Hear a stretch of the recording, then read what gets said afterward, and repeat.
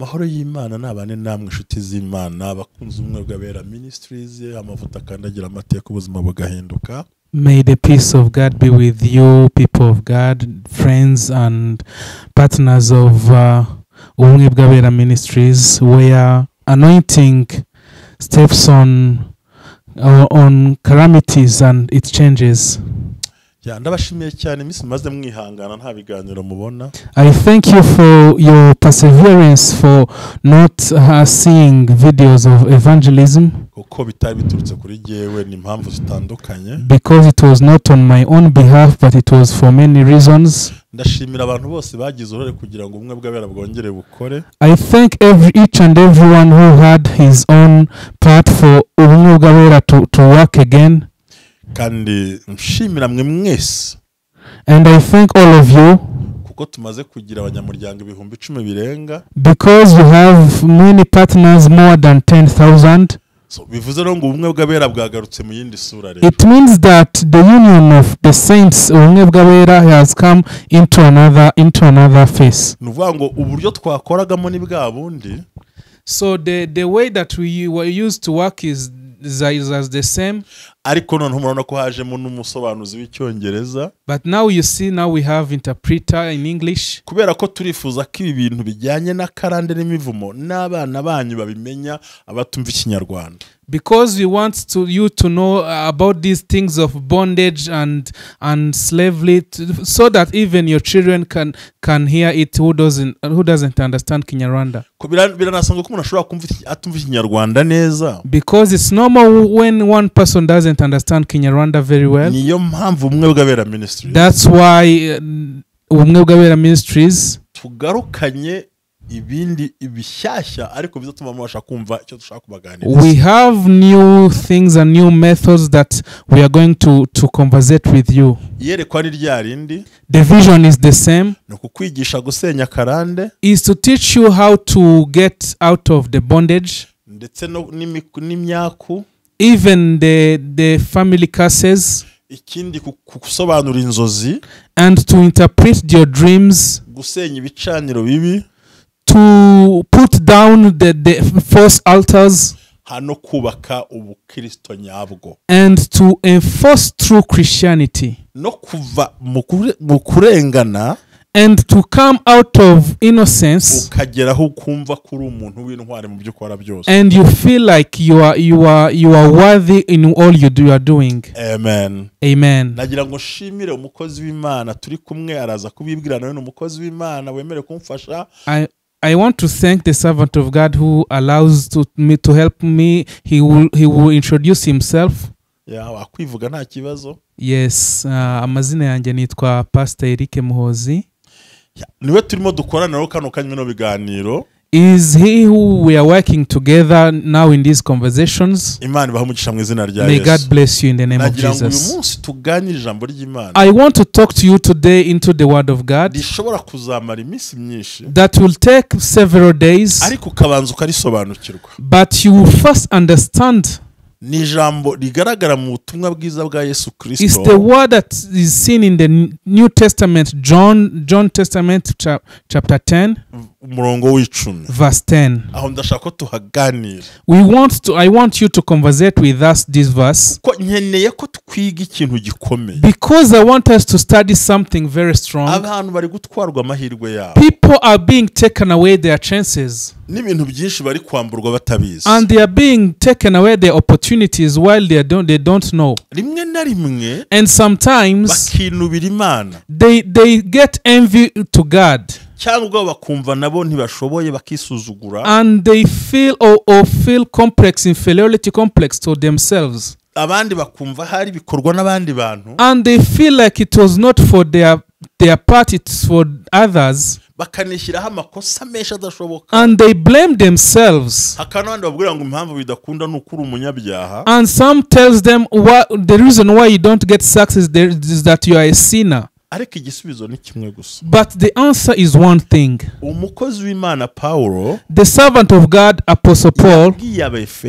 told to the Ephesians, chapter 6 verse 10, arababwira ngo ibisigaye mukomerere mu mbaraga z'umwami. and he told them, you must be strong in the power of Jesus, kugira ngo mubashe guhagarara mudatsinzwe so that you may stand strong without being defeated ku munsi mubi w'ibyago n'amakuba, into the day of struggles and disappointments. aravuga kuko tudakirana n'abantu, Because we don't race with people, human beings, ahubwo dukirana n'imyuka yo mu but kirere we face principalities. bafite imbaraga, So they are strong, bafite ubushobozi, they have power, bafite uburyo bwose they have all means. ngo abategeka b'iyi si, So the rulers of this world, iyi si y'umwijima, the rulers of the darkness aravuga world. ngo muhagarare mushika. So he said you must stand strong without fearing.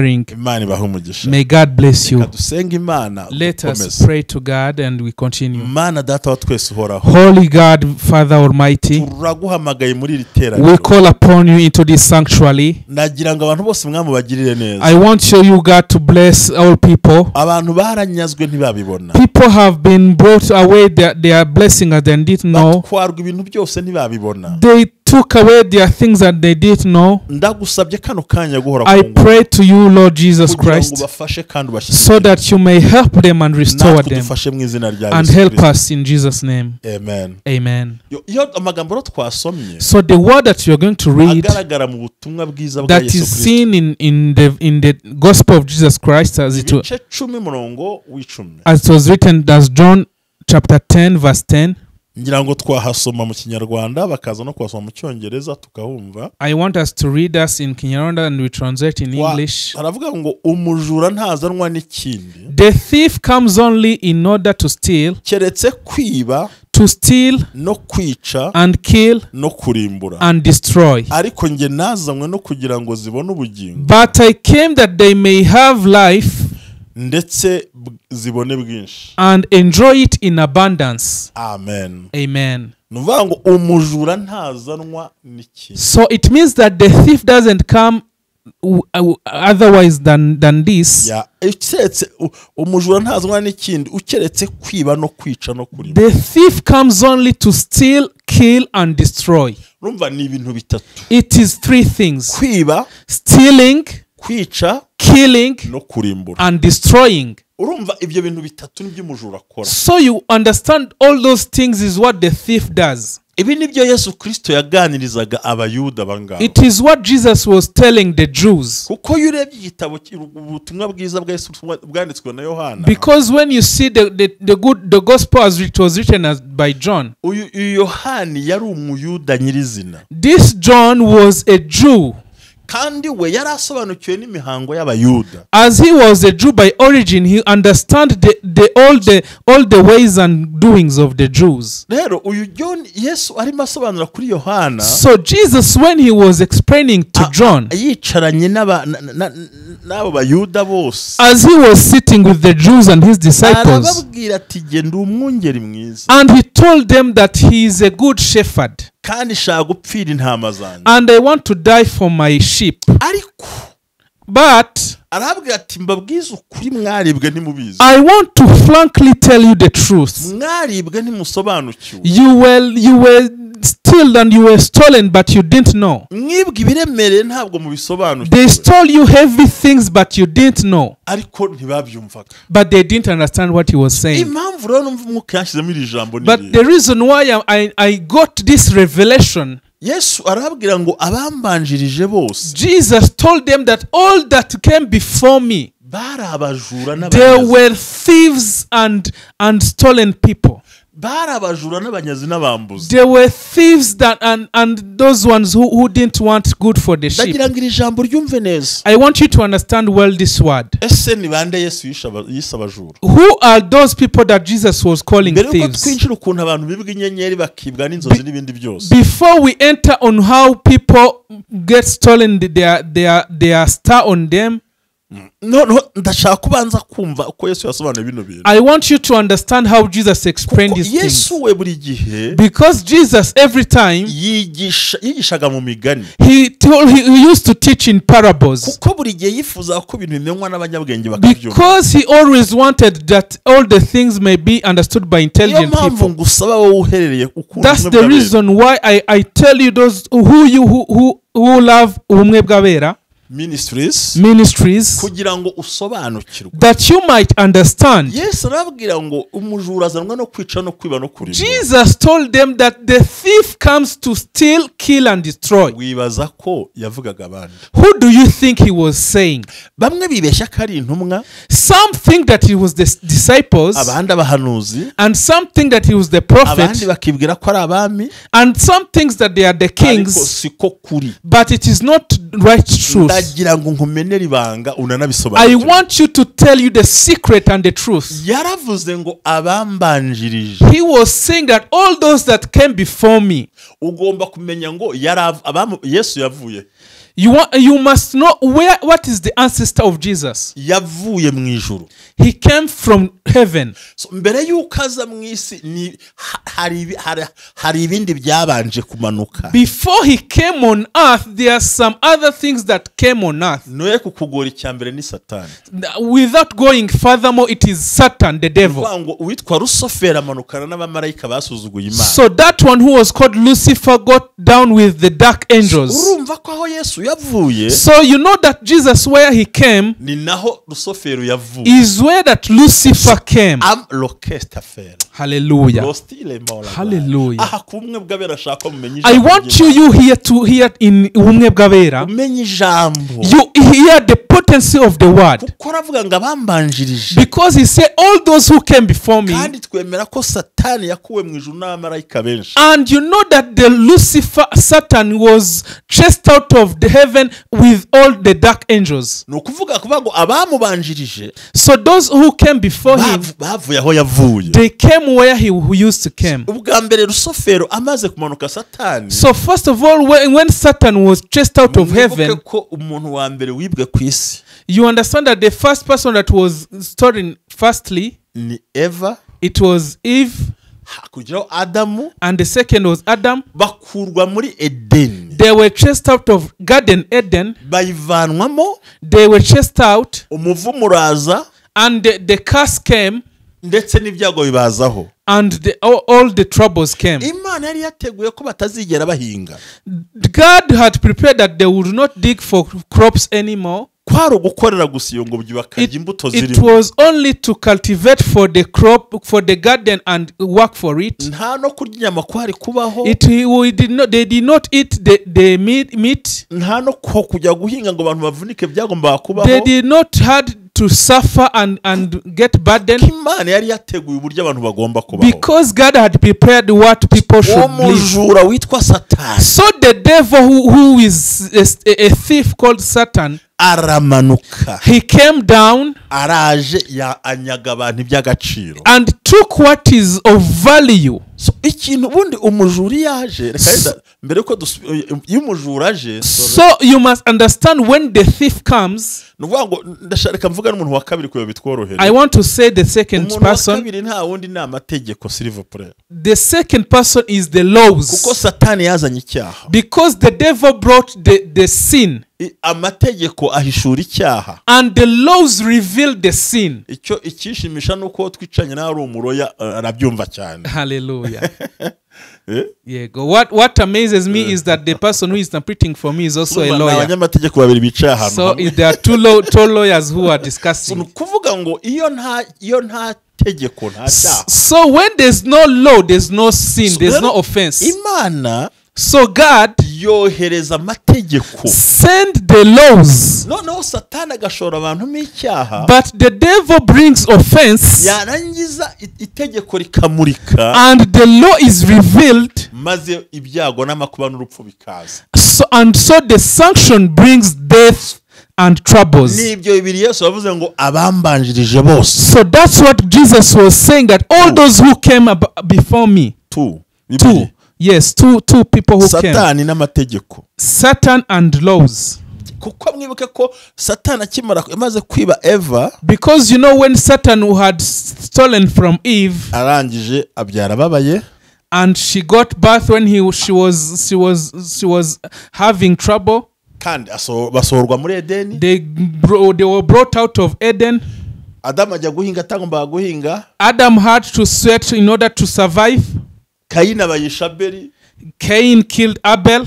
ibyago biraza byinshi byakomeye kubera iki and many troubles came to them. ubwo Imana yabwiraga Mose ngo zamuka ku musozi nkubwira amateka Because when God told Moses, so you must go out the mountain so that I may tell you the stories. imuha amategeko 10 And God gave Moses 10 commandments. uze gusoma mu bice uzasome mu kuva uzabibona So you must read in the book of Exodus, you will see it. ngo bakihagera hari umuntu wa mbere wapfuye So when they came, one person was dead. n'uwari uri gutora inkwi ku isabato It was the person who was picking some things to cook on the Sabbath. kuko itegeko rigeze Because where the law is enforced zica ku ruhande and it doesn't go before and beyond. ni ukuvuga rero ngo So it means iyo dusobanura imivumo n'akarande when we're explaining curses and ni calamities, ukuvuga ngo Satani agomba kubikoresha so the devil must use it kugira ngo twamburwe ibintu by'agaciro to be taken away, to steal from us the value things. sinzi niba za kubona ikinyarwanda cyabyo ariko ari yaranja Yes, I don't know if you find the proper language. umujura The thief, ntabwo yaza gutwara ikintu cyoroheje he doesn't come to take anything that is ntabwo found. yatwara akamamiro He doesn't take that thing that they use to cook. There are things that they use to cook meat. meat or mingling the bread. Yeah, mingling the bread. Yeah. Yes. Flour and like that. Yes. So ntabwo yaza kwiba utuyiko utuntu Yes. duciriritse. Yes. Satan doesn't steal cheap things. Meme n'umujura n'umwisi tuvuga. Even the thief, any thief in ordinary thief. Abajura ba hano hanze hanga. Even other thieves. Ntiyaza gutwara amakanya. He can't take you some forks, some spoons. No. Ahubwo atwara ikintu kikubabaza. He takes that thing that will make you sad. Burya urebye utudufone twa gatoroshi twibwa. So when you look at these cheap phones that doesn't have internet, they are very few. No kwihisha si ngombwa. And even hiding it is not important. Smartphone ahenze. But these smartphones that are expensive, abajura barayahiga. Thieves are looking, are searching for them. So I want you to understand. No thief steals few cheap things. No thief steals cheap things. He wants to steal you expensive things that will hurt you, that will make you sad and be in trouble. And take you something that will make you sad and feel uncomfortable. And steal from you something that will make you delay and be down. Which means the devil, when he comes to steal you, the first thing that he steals you, he steals you the communication of you to God. Because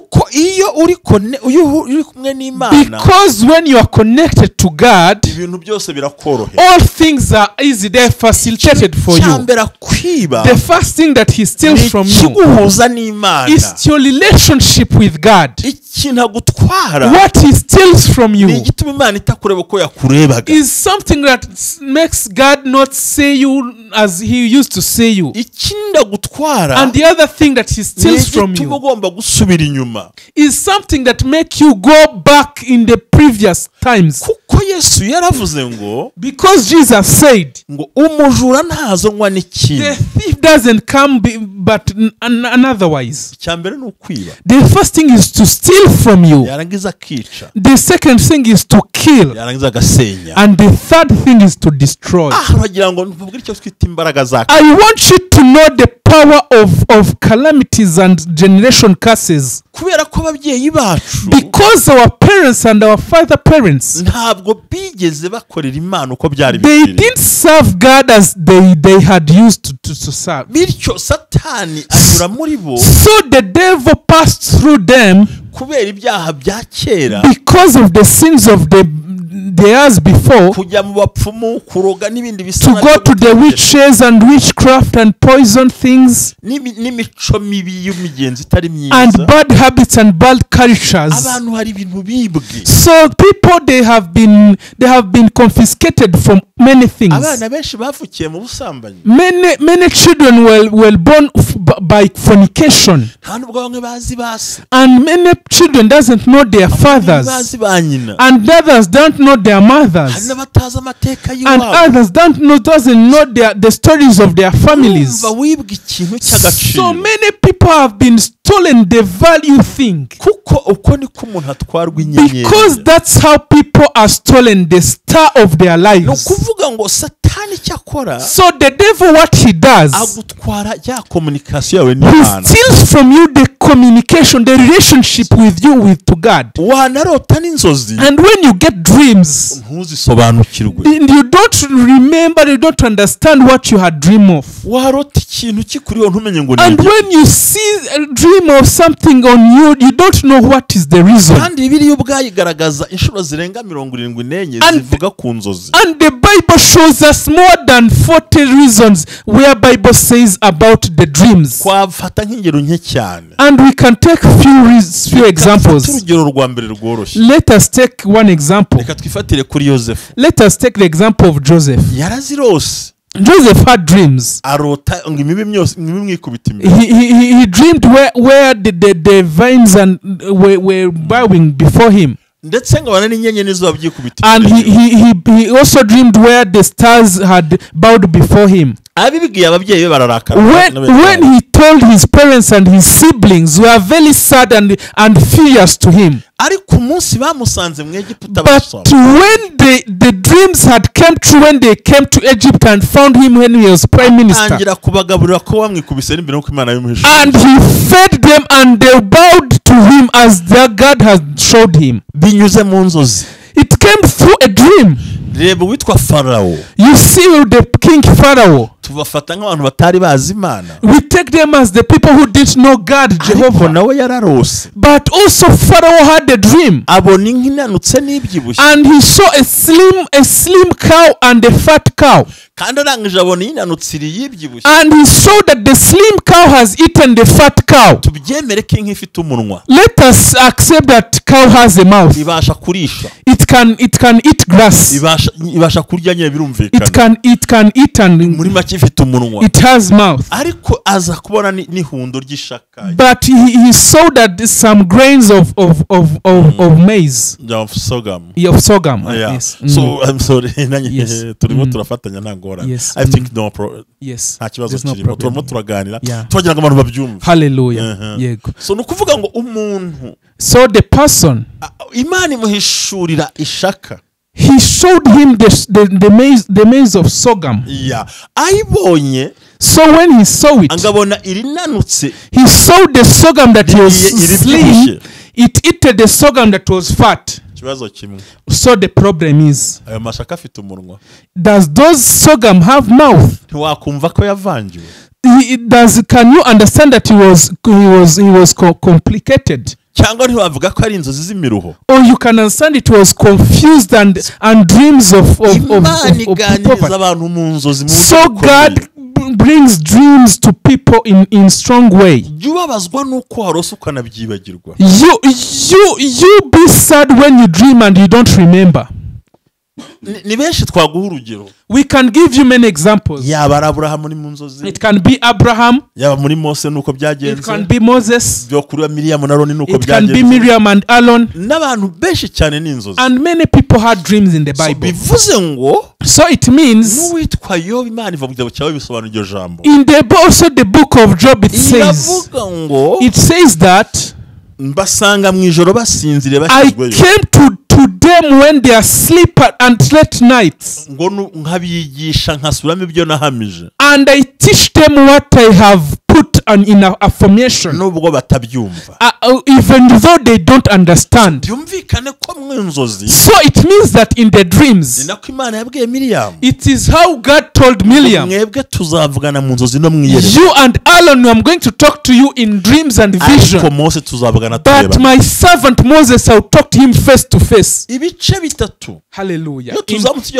kwa Yoweri, When we come to Joel, the book of prophet Joel, mu minsi y'imperuka, he said that in the later days, nzasuka umwuka wanjye I will wera, pour my spirit, my Holy Spirit. abasaza bazerekwa, The old people will have abandi revelation, barote, and others will have dreams, abahantu bahanure, and young men will prophesy. Hallelujah. Hallelujah. abantu bibwa ibintu, People get confiscated of things. ubutumwa buravuga ntibabwumve, The gospel is spoken and they don't understand. warota ntusobanukirwe, And when you dream, you don't understand what you have dreamed. wagira iyerekwa nturyo, When you have vision, you don't understand your vision. ko haje abantu benshi, Because they have come many people ndetse batumwe mu buryo that they utamenya, make us confused. ku buryo bashobora confusinga ntumenye Because they make us confused in one way or another. ugomba gutekereza. So you must have meditation. Satani nta kindi The kimuzana, devil didn't come to do anything else. kwiba, It's to steal.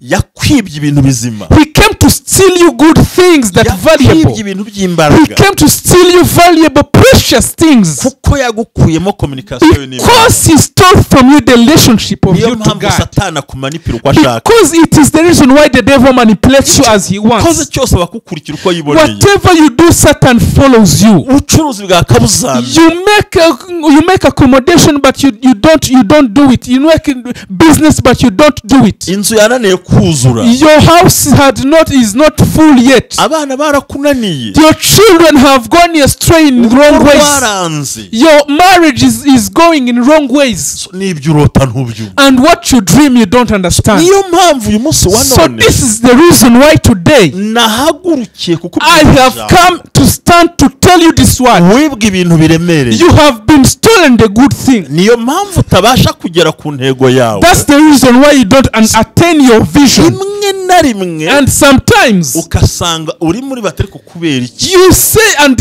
reclaim and proclaim that what is the bad thing to me, ukumva kubaho ntacyo and bikikumariye, you feel living is no longer important to you. nyamara kubaho bifite intego, But you're living, your life has a purpose. ugasanga utakaje intego yawe, But you find you lose your life purpose. utakaje icyerekezo cyawe, You lose your vision and direction. utakaje ibintu byose, You lose everything concerning your life. even your destiny ikaba destroyed by evil. ndetse n'akazoza kawe kakangirika. Oh my God. Hallelujah. Hallelujah. Niyo mpamvu tuyo tukubwira ijambo. It's the reason why we are coming to tell you. You have been stolen. Waribwe. You have been stolen. Satani yagukuye muri The Edeni. devil took you out of Eden. Yagukuye mu by'Imana He yakubwiye. took you out of God's promises. Ntabwo ubasha kubyumva kano You kanya. don't understand it now. Niyo mpamvu ubumwe bw'abera ministries Is the reason why currently ubumwe bw'abera ministries tukubwira ngo waribwe ariko we ntubizi. are telling to you that you have been stolen but you're not aware. Agaciro muri wowe. You have been stolen what his value is. Satani yakwiciye ahazaza hawe. The devil took you what was valued, your future. Iyo umuntu akwiciye ikikubeshaho se wabaho gute? When someone kills what you live by, what can you live for? Iyo akutwaye icyakubeshagaho wasigara. When someone steals you what you were living for, what can you be left with? Kuko icyo gihe Because at the time, ni naho Imana it is where yavuze ngo muzajya murya mwiyushya God kurya. says that you will eat by your sweat. Kandi siko byari bimeze. But it was not how it was. Abantu baribwe. The people have been stolen. Abakobwa bari kurongorwa bashaje n'abana. The girls are being married when they have been old. Abakobwa kubabwira ngo bashake n'abahungu nabo kubashaka ntibagikeneye gushaka abagore abahungu. Also the girls doesn't want to marry men. So bivuze ngo ikintu kiri uyu munsi wa none. So the thing that is nowadays living, imeze nk'iyasinze. the earth has been confused and been astray. Nta mafaranga, There's no money, nta buzima, there's no life, nta mwuka, there's no spirit, nta terambere, there's no development, nta kubana, there's no living together. hose hari intambara. Everywhere there's troubles and battles. Kubera iki? What is the reason? Nuko twibwe. It is the reason that we have been stolen. Kwibwe ibintu biremereye. We have been stolen stolen something that is variable. We have been stolen something that is powerful. niyo mpamvu amarira yamaze kwataka. That is why people are crying days and days. Bararira. They are crying. Mu kazi bararira. In job they are mourning. Mu rugo bararira. In the marriage they are mourning. Amafaranga y'ishuri byanze. That the school fees that is not available, they are mourning. Abantu babuze umwanya wo kubona aho basohokera muri ibyo bintu. People doesn't find the way out of these troubles. Iyo tukuganirije rero ngo umuvumo n'akarande. So when we tell you the troubles, the calamity curses, the generational curses, sinzigera nceceka jewe. I don't want to stop telling abantu baribwe. That people have been stolen. Ariyo mpamvu uyu munsi wa none. It is the reason why today ubona ibintu you see it is in confusion. Gupfa bitunguranye bikikukenyuka. Unfortunate death, early death. Impanuka dasanzwe.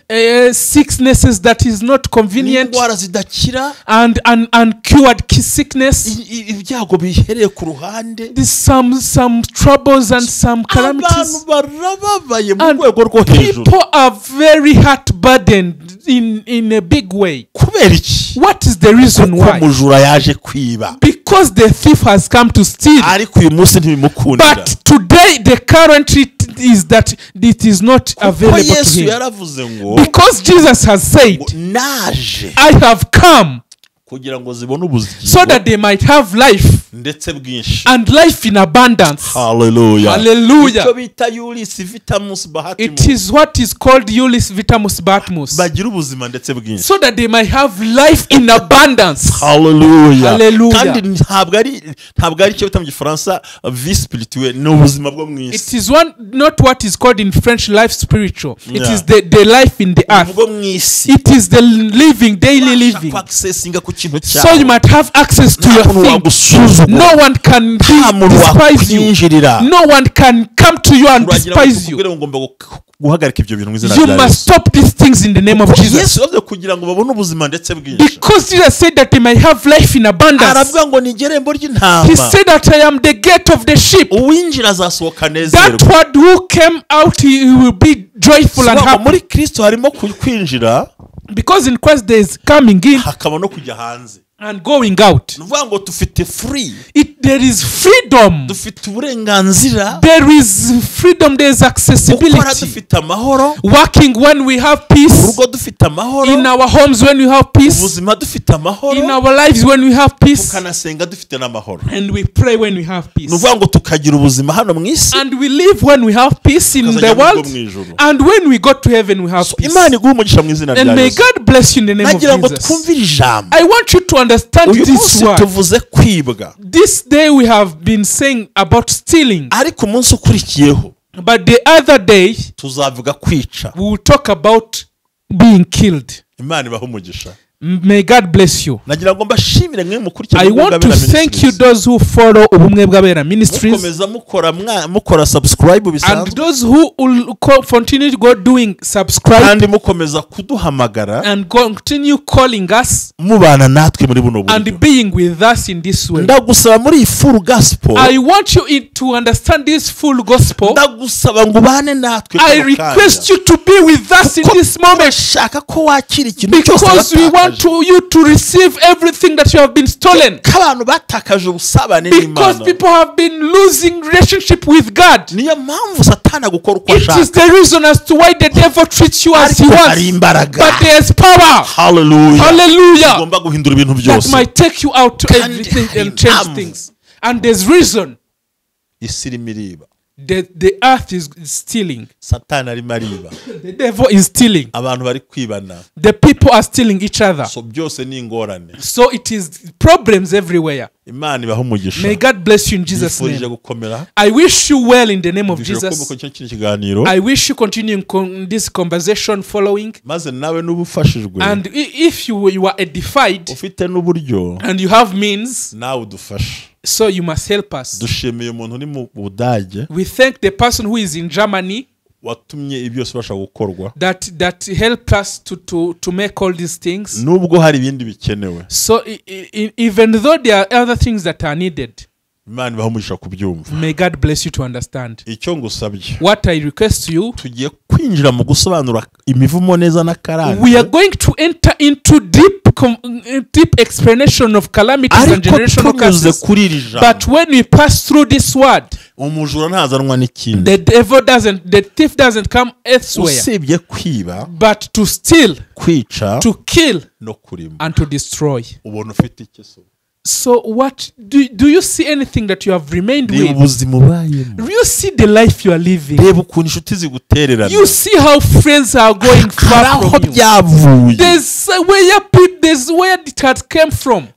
Paulo yandikira itorero rimwe, but Paul wrote to one church. Ashobora kuba yandikiye Efeso niba atari Abafilipi. He might wrote to Ephesians or all Philippians. And he told them that person was revealed, kugira ngo amareho imirimo ya Satani, that he might kill all the streams of the devil. So Jesus Christ was proven, came, he had came to